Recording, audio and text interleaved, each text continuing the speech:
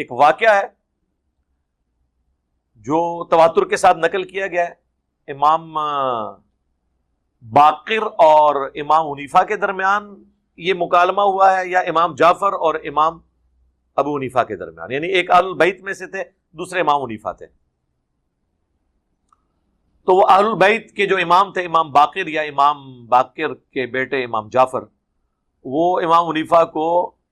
سمجھانے کے لیے کہ چونکہ امام حنیفہ اکثر معاملات میں عقل کو دخل دیتے تھے اور بعد میں احادیث اس کے خلاف نکلتی تھی، اور پھر وہ حنفیوں کو بعد میں دفاع کرنا پڑتا تھا کچھ چیز۔ امام اعظم ابو حنیفہ نعمان ابن ثابت رحمہ اللہ کی ذاتی گرامی قدر کے خلاف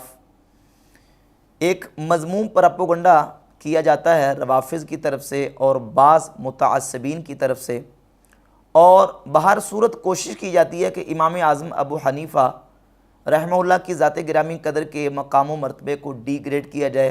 ان کے حاسدین، ان سے جلنے والے فقہ حنفی سے اور احناف سے اور امام اعظم ابو حنیفہ رحمۃ اللہ سے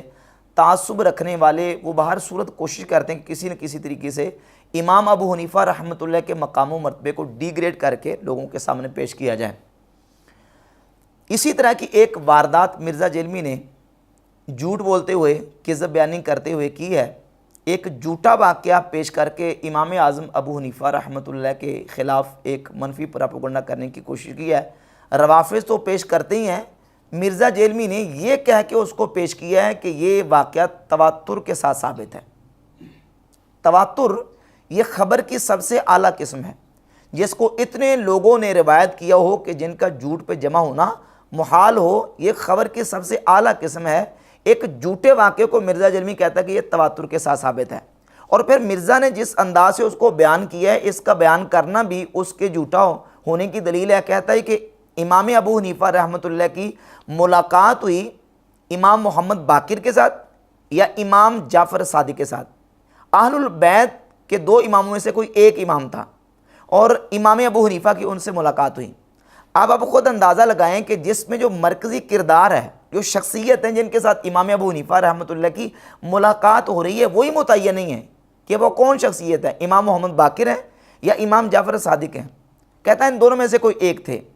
اور دعویٰ کیا کہہ رہا ہے کہ تواتر کے ساتھ ثابت ہے یہ واقعہ، جبکہ تواتر تو کجا، یہ واقعہ جھوٹا واقعہ ہے۔ مرزا جیلمی تو سند صحیح کے ساتھ اس واقعے کو ثابت بھی نہیں کر سکتا،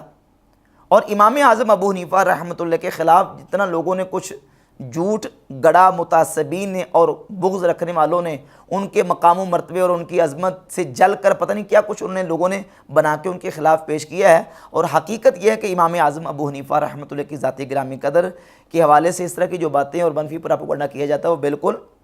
جو ہے وہ جھوٹے اور منفی پروپیگنڈے ہیں، جن کا حقیقت کے ساتھ کوئی تعلق نہیں ہے۔ اب یہ واقعہ جو مرزا جیلمی نے پیش کیا ہے، اور اس میں یہ کہا کہ امام ابو حنیفہ رحمۃ اللہ امام محمد باقر سے ملے یا امام جعفر صادق سے ملے، اور ان امام نے، اہل البیت کے امام نے امام ابو حنیفہ کو سمجھایا، کیونکہ امام ابو حنیفہ اکثر مسائل میں عقل کو دخل دیتے تھے، اکثر مسائل میں عقل کو دخل دیتے تھے۔ مرزا جیلمی کا یہ بھی امام اعظم ابو حنیفہ رحمۃ اللہ پر صریح جھوٹ اور کذب ہے۔ امام اعظم ابو حنیفہ رحمۃ اللہ کا جو منہج ہے اور جو مسائل کے استنباط و استخراج کا جو ان کا اسلوب ہے، اور ان کے ہاں تو ادلہ اربع ہیں، سب سے پہلے کتاب اللہ قرآن مجید، پھر سنت رسول، پھر اجماع، اور پھر اس کے بعد چوتھا مرتبہ آتا ہے قیاس اور اجتہاد کا۔ اجتہاد اور قیاس یعنی عقل کے ذریعے مسائل کو اس انداز سے کہ فرع کو حکم اور علت میں اصل کے ساتھ لاحق کر دینا، اس کو اجتہاد اور قیاس کہا جاتا ہے۔ امام ابو حنیفہ رحمۃ اللہ اجتہاد اور قیاس کو درجہ دیتے تھے چوتھے نمبر پر، کتاب اللہ، سنت، اجماع، اور اس کے بعد چوتھا مرتبہ ہے قیاس کا، جبکہ مرزا جیلمی کہتا ہے کہ امام ابو حنیفہ رحمۃ اللہ اکثر مسائل میں عقل کو دخل دیتے تھے، اور باقاعدہ اس کے حوالہ جات موجود ہیں کئی سندوں کے ساتھ۔ حافظ ابن عبد البر اندلسی نے اپنی کتاب الانتقاء میں متعدد سندوں کے ساتھ امام اعظم ابو حنیفہ رحمۃ اللہ کا یہ قول ذکر کیا ہے۔ صفحہ نمبر 346 پر، 346 48 پر اور 349 پہ امام اعظم فرماتے ہیں قال ابو حنیفہ اذا لم یکن فی کتاب اللہ ولا فی سنت رسول اللہ صلی اللہ علیہ وآلہ وسلم نظرت فی اقاویل اصحابہ۔ فرماتے ہیں سب سے پہلے میں مسئلہ دیتا ہوں کتاب اللہ سے، اگر نہ ملے پھر سنت رسول سے، نہ ملے تو پھر نبی کریم علیہ السلام کے صحابہ کے اقوال کو دیکھتا ہوں، ولا اخرج عن قولہم الی قول غیرہم، اور پھر میں صحابہ کے قول کے بعد کسی کے قول کو ترجیح نہیں دیتا، یعنی صحابہ میں سے کسی کے قول کو اختیار کر لیتا ہوں۔ یہ امام اعظم ابو حنیفہ رحمۃ اللہ کا جو منہج ہے، اس کو حافظ ابن عبد البر اندلسی نے اپنی کتاب الانتقاء میں، اور امام ابن حجر عسقلانی نے تہذیب و تہذیب کی جلد نمبر 7 صفحہ نمبر 325 پہ یہی روایت بیان کی ہے، اور امام بدر الدین عینی عمدۃ القاری شرح صحیح البخاری کی جلد نمبر 10 صفحہ نمبر 51 پہ ذکر کرتے ہیں کہ ان ابا حنیفہ قال لا اتبع الرأی والقیاس، فرماتے ہیں کہ میں امام ابو حنیفہ فرماتے ہیں کہ میں رائے اور قیاس کی اتباع نہیں کرتا، مگر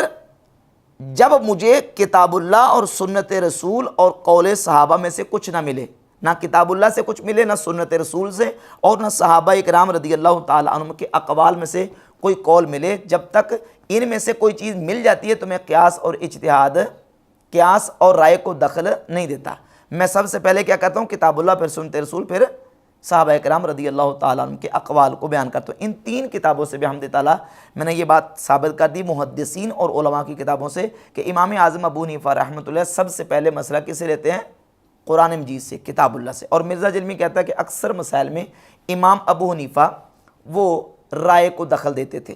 اور امام ابو حنیفہ رحمۃ اللہ علیہ نے یہ جو منہج ہے ادلہ اربع والا، کتاب اللہ، سنت رسول، اجماع، اور اس کے بعد اجتہاد اور قیاس کا، یہ بھی حدیث رسول سے لیا ہے۔ صحیح حدیث ہے سنن ابی داؤد میں 3592، سنن الکبریٰ للبیہقی جلد نمبر 10 صفحہ نمبر 114 پہ، اور امام دارمی کی سنن دارمی جلد نمبر 1 صفحہ نمبر 168 پہ، اور مسند احمد ابن حنبل 21502 نمبر حدیث ہے۔ اور یہ حدیث صحیح، آگے میں اس کے بعد محدثین کے حوالہ جات پیش کروں گا کہ نبی پاک صلی اللہ علیہ وآلہ وسلم نے سیدنا معاذ ابن جبل رضی اللہ تعالیٰ عنہ کو ملک یمن کی طرف قاضی بنا کے بھیجا، اور آپ صلی اللہ علیہ وآلہ وسلم نے فرمایا کیف تقضی اذا عرض لک قضاء، اے معاذ ابن جبل جب تمہیں کسی مقدمے کا فیصلہ کرنا پڑے گا تو تم کیسے فیصلہ کرو گے؟ تو انہوں نے عرض کی یا رسول اللہ اقضی بکتاب اللہ، میں اللہ کی کتاب قرآن مجید سے فیصلہ کروں گا۔ فرمایا ان لم تجد فی کتاب اللہ، اگر تم مسئلے کا حل کتاب اللہ قرآن سے نہ پاؤ تو پھر کیا کرو گے؟ تو عرض کی فبسنت رسول اللہ صلی اللہ علیہ وآلہ وسلم، حضور پھر میں رسول اللہ صلی اللہ علیہ وسلم کی سنت سے اس کا حل تلاش کروں گا۔ فرمایا ان لم تجد فی سنت رسول اللہ صلی اللہ علیہ وآلہ وسلم ولا فی کتاب اللہ، اے معاذ بن جبل اگر تمہیں اس مسئلے کا حل کتاب اللہ قرآن سے بھی نہ ملے، سنت رسول سے بھی نہ ملے، پھر کیا کرو گے؟ تو معاذ بن جبل رضی اللہ تعالیٰ عنہ نے عرض کی اجتہد برأیی ولا آلو، حضور پھر میں اپنی رائے سے اجتہاد کروں گا، اور اس اجتہاد کرنے میں اپنی پوری توانائیاں صرف کروں گا، کوئی کسی قسم کی کمی اور کوتاہی نہیں کروں گا۔ فضرب رسول اللہ صلی اللہ علیہ وآلہ وسلم صدرہ، تو نبی پاک علیہ السلام نے سیدنا معاذ بن جبل رضی اللہ تعالیٰ عنہ کے سینے پر ہاتھ مارا، اور اللہ رب العزت کی حمد کی، الحمدللہ الذی وفق رسول اللہ صلی اللہ علیہ وآلہ وسلم لما یرضی رسول اللہ، فرمایا کہ اس ذات کے لیے تمام خوبیاں ہیں جس نے اپنے رسول کے قاصد کو یہ توفیق عطا فرمائی جس پر اللہ کا رسول راضی ہے۔ تو نبی پاک علیہ السلام نے اس پر رضا کا اظہار کیا، خوشی کا اظہار کیا، کس بات پہ؟ سیدنا معاذ بن جبل کے اس اسلوب اور منہج پر کہ سب سے پہلے مسئلہ کتاب اللہ سے، پھر سنت رسول سے، اور کتاب اللہ اور سنت رسول سے مسئلہ نہ ملے تو فرماتے پھر میں اپنی رائے سے اجتہاد کروں گا۔ امام اعظم ابو حنیفہ رحمۃ اللہ چونکہ صحابین تابعی ہیں، تو تابعی ہونے کے اعتبار سے صحابہ کے اقوال ان کے نزدیک حجت ہیں، پہلے مسئلہ کتاب اللہ سے، پھر سنت رسول سے، پھر صحابہ کے اجماع، یا صحابہ کا اگر اختلاف ہو تو صحابہ میں سے کسی کے قول کو وہ اختیار کر لیتے تھے، یہ منہج تھا۔ اور اس کے بعد امام اعظم ابو حنیفہ رحمۃ اللہ علیہ اجتہاد کی طرف جاتے تھے، قیاس اور رائے کی طرف جاتے تھے۔ اور قیاس کیا ہے؟ قیاس ہے کہ فرع کو اصل کے ساتھ ملا دینا حکم اور علت میں، یعنی جو اصل کے اندر علت موجود ہے وہ اگر فرع کے اندر علت پائی جاتی ہے تو جو حکم اصل کا ہوگا وہی حکم فرع کا ہوگا۔ یہ تفصیلی جو مضمون ہے قیاس کے حوالے سے یہ ہماری کتب اصول فقہ کے اندر موجود ہے، ہم اس طرف نہیں جاتے، صرف سمجھانا یہ مقصود ہے کہ امام اعظم ابو حنیفہ رحمۃ اللہ کا جو منہج ہے وہ یہ تھا، اور مرزا جلیل نے کس انداز سے دجل کر کے جھوٹ بول کے امام اعظم ابو حنیفہ رحمۃ اللہ کے خلاف ایک منفی پراپیگنڈا کیا ہے کہ وہ اکثر مسائل میں اپنی رائے کو دخل دیتے تھے، عقل کو دخل دیتے تھے۔ اچھا، ابھی جو میں نے آپ کے سامنے سیدنا معاذ بن جبل رضی اللہ تعالیٰ عنہ والی حدیث بیان کی ہے، سنن ابی داؤد سے، سنن دارمی سنن کبریٰ اور مسند احمد بن حنبل سے، اس حدیث کے اوپر تبصرہ کرتے ہوئے حافظ ابن کثیر نے تفسیر ابن کثیر کی جلد نمبر 1 صفحہ نمبر 15 پہ لکھا کہ ھذا الحدیث فی المسند والسنن باسناد جید کما ہوا فی موضعہ، کہ یہ حدیث سنن اور مسند میں جو ہے وہ جید سند کے ساتھ موجود ہے، اور حافظ ابن عبد البر اندلسی نے اپنی کتاب جامع بیان العلم و فضلہ جلد نمبر 2 صفحہ نمبر 92 پہ لکھا ہے کہ حدیث و معاذ صحیح مشہور، سیدنا معاذ ابن جبل رضی اللہ عنہ کی حدیث صحیح مشہور ہے، رواہ الائمۃ العدول وهو اصل فی الاجتہاد والقیاس وبہ یقول جمہور العلماء وسائر الفقہاء، اسی حدیث کے مطابق جمہور علماء اور جمہور فقہاء جو وہ فیصلہ کرتے ہیں، اور یہ حدیث علماء اور محدثین کے نزدیک صحیح ہے۔ اسی طرح ابن القیم الجوزیہ اپنی کتاب اعلام الموقعین صفحہ نمبر 351 پہ مطبوعہ دارو ابن الجوزی سعودی عرب سے چھپی ہے، لکھتے ہیں ھذا اسناد متصل ورجالہ معروفون بالثقہ، کہ یہ حدیث جو سیدنا معاذ بن جبل رضی اللہ تعالیٰ عنہ کی اجتہاد اور قیاس کرنے والی ہے، یہ حدیث کے رجال جو ہیں وہ اس کی سند متصل ہے اور اس کے رجال معروف بالثقہ ہیں، لہذا یہ روایت بالکل صحیح محدثین اور فقہاء کے نزدیک درجہ صحت کو پہنچتی ہے۔ امام ابو حنیفہ رحمۃ اللہ کا منہج اور اسلوب بھی یہ ہے کہ وہ کتاب اللہ، سنت رسول اور اجماع اور اس کے بعد قیاس اور رائے کا مرتبہ رکھتے ہیں۔ نعوذ باللہ تعالیٰ وہ کتاب اللہ اور سنت اور جو قرآن کی اور حدیث کی نصوص ہیں ان کے اندر اپنی عقل کو دخل ہرگز نہیں دیتے۔ اور پھر اس سلسلے میں جو واقعہ پیش کیا مرزا جیلمی نے امام ابو حنیفہ رحمۃ اللہ کے خلاف کہ وہ امام جعفر صادق کو یا امام محمد باقر کو ملے، اور امام جعفر صادق نے کہا کہ آپ تو جو نا وہ رائے کو دخل دیتے ہیں اور آپ قیاس کرتے ہیں، تو پھر امام جعفر صادق رضی اللہ تعالیٰ نے ان کو فلاں مسائل ان سے پوچھے، تو امام ابو حنیفہ ان کے سامنے لاجواب ہو گئے، جبکہ حافظ ابن عبد البر اندلسی نے اپنی کتاب الانتقاء کے صفحہ نمبر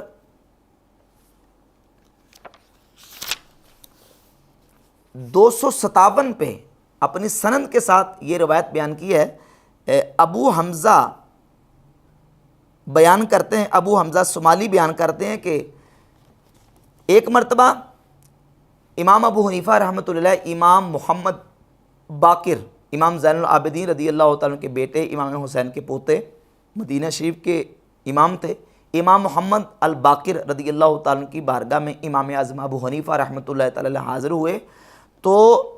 امام ابو حنیفہ رحمۃ اللہ نے امام محمد باقر سے کچھ مسائل پوچھے۔ جب مسائل پوچھ کے فارغ ہوئے تو جانے لگے،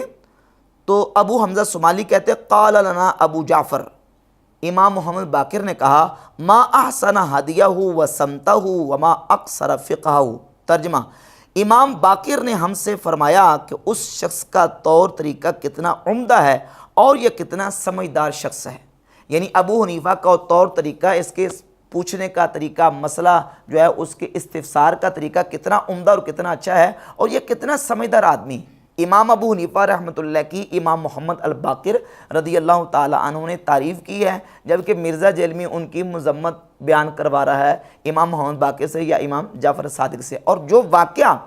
مرزا جیلمی نے پیش کیا ہے اس کی ایک سند حلیۃ الاولیاء امام ابو نعیم الاصفہانی کی کتاب میں موجود ہے، جس میں ایک راوی ہے عمر بن جمع، اس واقعے کا راوی ہے عمر بن جمع۔ عمر بن جمع کا سٹیٹس بیان کرتے ہوئے امام ابن عدی اپنی کتاب الکامل فی الضعفاء جلد نمبر 5 میرے پاس جو صفحہ ہے وہ 1764 ہے۔ امام یحییٰ بن معین رحمہ اللہ سے ذکر کرتے ہیں کہ امام یحییٰ بن معین فرماتے ہیں عمرو بن جمع صاحب الاعمش واللیث بن ابی سلیم کانا یحدث فی المسجد وکانا کذابا خبیثا۔ یہ عمر بن جمع جو امام ابو حنیفہ کے خلاف یہ جھوٹا واقعہ بیان کر رہا ہے، یہ عمر بن جمع کون ہے؟ کذابا خبیثا۔ یحییٰ کہتے ہیں کہ یہ کذاب اور خبیث ہے۔ قال النسائی، امام نسائی کہتے ہیں عمرو بن جمع متروک الحدیث، عمر بن جمع متروک الحدیث ہے۔ اور اس کی ایک سند امام خطیب بغدادی کی کتاب الفقیہ والمتفقہ اس کے اندر موجود ہے۔ ایک عرب سکالر اور عرب محقق علی بن نائف الشہود، ان کی کتاب ہے المفصل فی احادیث الفتن، اس کے صفحہ نمبر 1048 پہ اسی واقعے کے نیچے انہوں نے لکھا ہے کہ ضعیف جدا بل عندی موضوع علی ابی حنیفہ رحمہ اللہ، کہ یہ واقعہ بالکل پکا ٹھکا ضعیف ہے، بلکہ کہتے ہیں میرے نزدیک یہ جعلی اور گڑا ہوا ہے امام ابو حنیفہ رحمہ اللہ کے خلاف۔ یہ ہے اس واقعے کی حیثیت، اور مرزا جلمی کہہ رہا ہے کہ تواتر کے ساتھ ثابت ہے، یعنی جھوٹا واقعہ اور اس کو کیا نام دے رہا ہے؟ تواتر، حالانکہ تواتر خبر کی سب سے اعلیٰ قسم ہے۔